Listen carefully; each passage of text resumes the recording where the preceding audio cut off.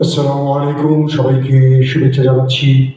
মাসুম মাহবুব দেখছেন open the YouTube channel এবং মাসুম মাহবুব Facebook page.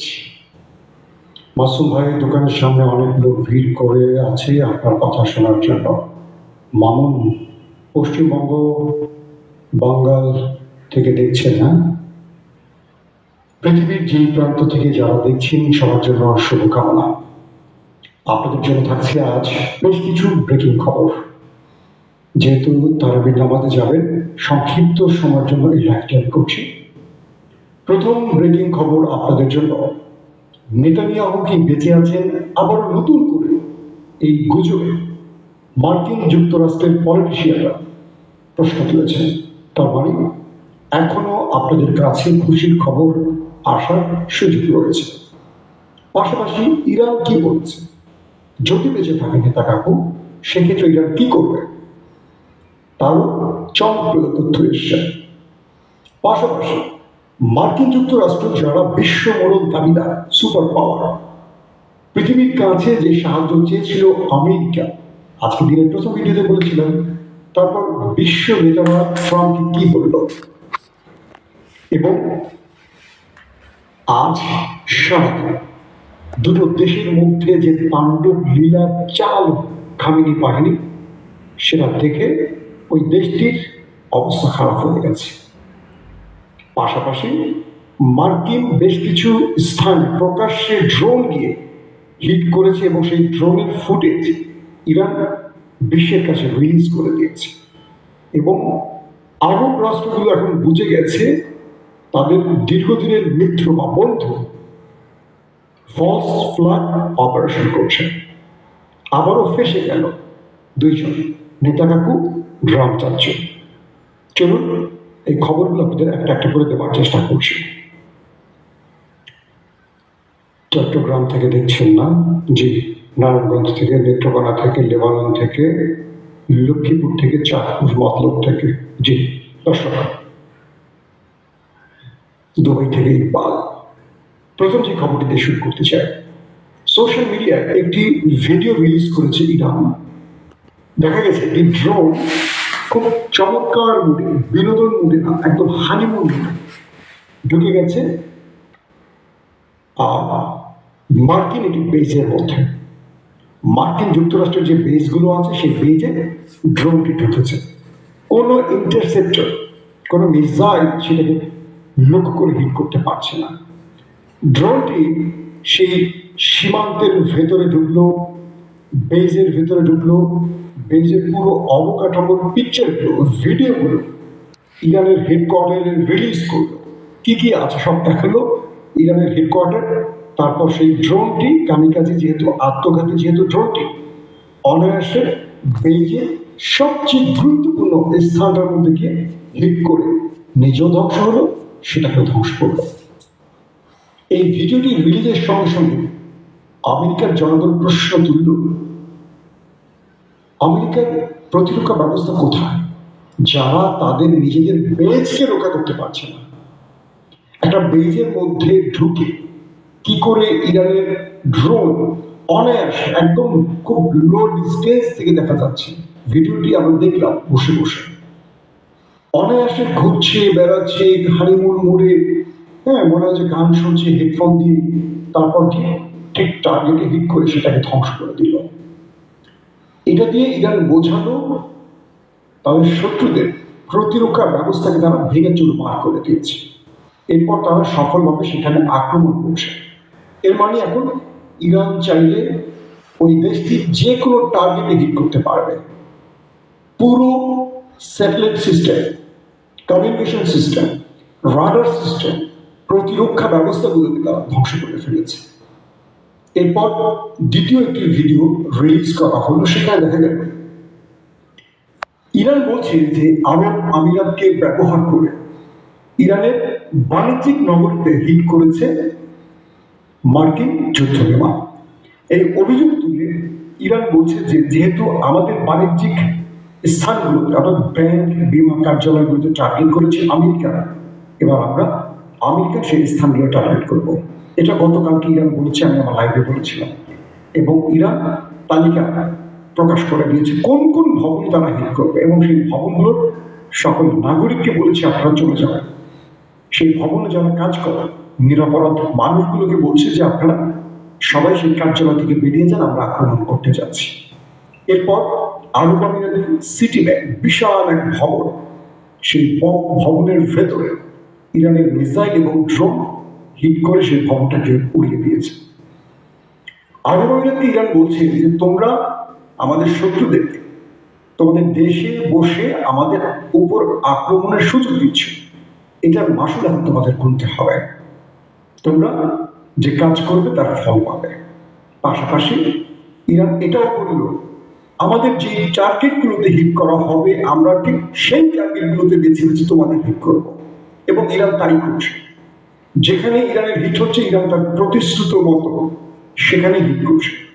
আরব আমিরাতের মধ্যে কালকে ব্যাপক অ্যাটাক হয়েছে, এবং বলা হয় যে আরব আমিরাতদের পুরো দুবাইটাকে এখন তারা টেনশনের একটা শহর বানিয়েছে, যেখানে পৃথিবীর বিভিন্ন দেশ থেকে মানুষ আসতো, তারা কি বলবো ট্যুরিজমের জন্য আসতো, সেই মানুষগুলো এখন সব পালাচ্ছে দেশ ছেড়ে।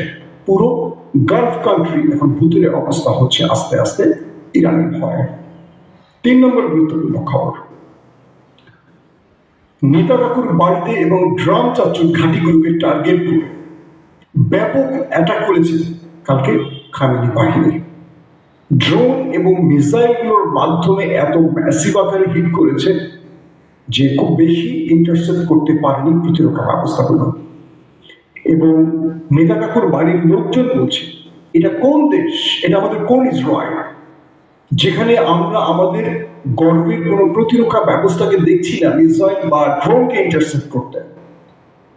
সবচেয়ে গুরুত্বপূর্ণ সিকিউর জোনগুলোতে, যেখানে সর্বাধিক নিরাপত্তা বেষ্টনী তৈরি করা হয়, যেখানে তেলাপোকা পিঁপড়া ঢুকতে 14 বার চিন্তা করে, একটা পাখি ঢুকতে গেলে তাদের রাডার ব্যবস্থায় ধরা পড়ে যায়, সেই স্থানগুলোকে একটার পর একটা ধ্বংস করে ফেলছে এখানে ড্রোন এবং মিসাইল। এতে করে সেই দেশটির মানুষের মধ্যে এখন হতাশা ছড়িয়ে পড়ছে। অনেকেই বলছেন সাইরেন বাজার পর আমরা বাংকারে চলে গেছি, কিন্তু কোনো অ্যাটাক হয়নি। হঠাৎ করে আমরা যখন বাসায় ফিরে গেলাম তখন একটার পর একটা বৃষ্টির মতো মিসাইল এসে হিট করা শুরু করলো। তারা বলল একটি মিসাইল আসছে কিন্তু অজস্র ওয়ারহেড সেখান থেকে বেরিয়ে আসছে, অর্থাৎ যেটাকে আমরা ক্লাস্টার বোমা বলে থাকি। অর্থাৎ নেতাকাকুর বাড়িতে কালকে ম্যাসিভ আকারে ড্রোন এবং মিসাইলের খেলা দেখিয়েছে খামেনি বাহিনী। আইআরজিসি বলছে আমরা ওই দেশটি কোনো স্থাপনা বাকি রাখবো না, মানে যেটা যুদ্ধের জন্য ব্যবহার হচ্ছে সেই যুদ্ধকালীন কোনো স্থাপনাকে আমরা অবশিষ্ট রাখবো না। এরপর মার্কিন যে ঘাঁটিগুলো আছে গালফ কান্ট্রিতে, ইরাকে, সেই জায়গাগুলো টার্গেট করে ব্যাপক আকারে হিট করা হয়েছে, এবং বলা হয়েছে এই সময় প্রচুর স্থান থেকে আগুন ধোঁয়া দেখা গেছে। ইরান যখন ঘোষণা করেছে যে গালফ কান্ট্রিতে মার্কিন স্বার্থ সংশ্লিষ্ট স্থানগুলো তারা টার্গেট করবে, এরপর সেই স্থানে আর কোনো কর্মজীবী প্রবেশ করছে না। প্রয়োজনে চাকরি ছেড়ে দিবে এমন ঘোষণা দিয়ে অনেকে সেই ভবনের ধারে কাছে যাচ্ছে না। অর্থাৎ আমেরিকা ইরানের যে ব্যাংকগুলোতে, অফিসগুলোতে হিট করেছে, সেই হিসেবে ইরান আমেরিকার প্রত্যেকটা ব্যাংক, ইসরায়েলের প্রত্যেকটা অফিসকে, মধ্যপ্রাচ্যে যেগুলো আছে এগুলোকে এখন ভুতুরে ভবন বানিয়ে ফেলেছে, কোনো মানুষজন নেই। এবং ইরান আক্রমণের আগে বার্তা দিয়ে আক্রমণ করতে, যাতে কোনো সাধারণ মানুষের প্রাণ না যায়। দেখেন শিষ্টাচার কাকে বলে, কোনো সাধারণ পিপলকে তারা মারতে চায় না। ইরানের মধ্যে 1,500-এর অধিক মানুষ মারা গেছে, কিন্তু ইরান চাইলে লক্ষ লক্ষ মানুষ মেরে ফেলতে পারতো এতদিনের এই আক্রমণ, কিন্তু সেটা তারা করছে না। তারা শত্রুকে দুর্বল করার জন্য তাদের স্থাপনা, তাদের সামরিক অস্ত্র, তাদের রাডার সিস্টেম, প্রতিরক্ষা ব্যবস্থা, তাদের সেনাবাহিনী, তাদের যুদ্ধ বিমানকে টার্গেট করছে, কোনো সাধারণ পিপলকে টার্গেট করছে না। এখন পর্যন্ত গালফ কান্ট্রির কোনো নিউজে দেখিনি যে একজন আরব মারা গেছে। তবে আমাদের বাংলাদেশি, পাকিস্তানি, ভারতীয় বিস্ফোরণ শ্রমিক মারা যাওয়ার খবর পাওয়া গেছে।